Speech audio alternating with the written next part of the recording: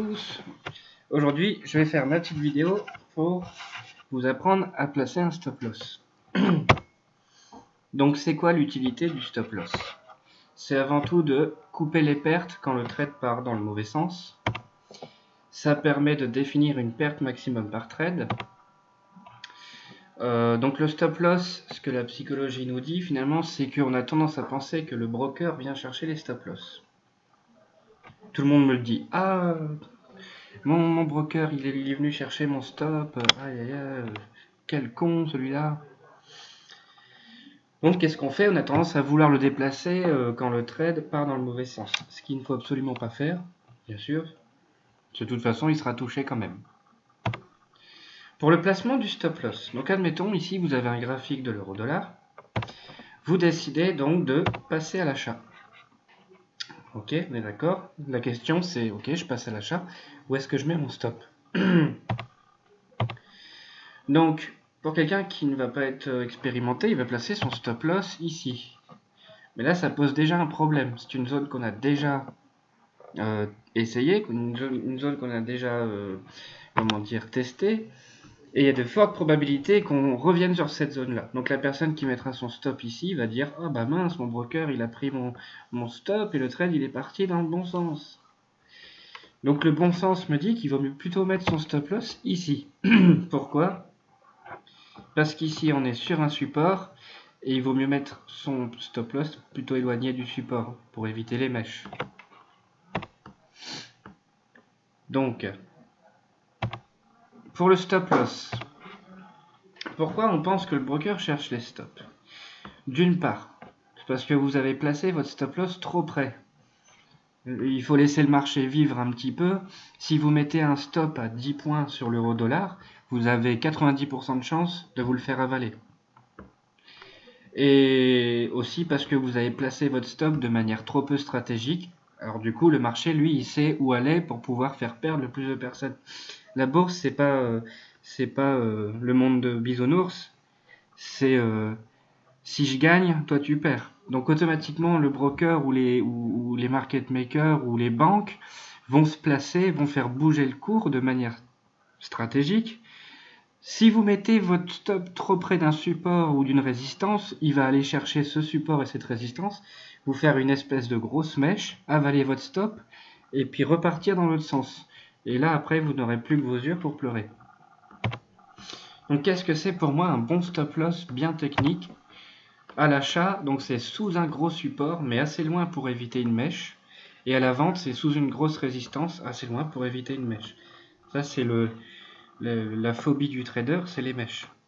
Par exemple, quand la Grèce nous faisait encore on va pas pouvoir rembourser ou des choses comme ça, bon bah sur le DAX on avait des mèches de 200 points et puis finalement bah, l'heure d'après ou 2 heures plus tard on revenait sur le même niveau.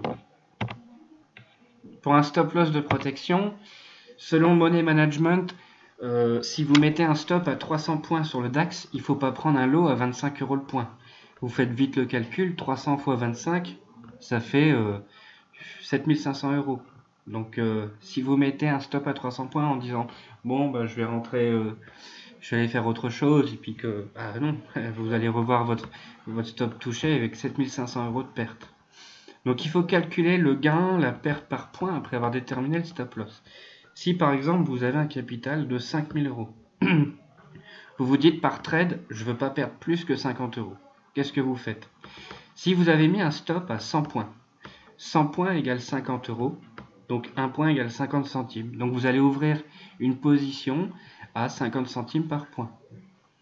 Et il faut prendre donc surtout une position de la taille qui convient. Si vous prenez une position trop grosse, ça va être votre capital qui va être consumé à une vitesse énorme. Les trucs que j'ai vus aussi, c'est le déplacement des stop loss.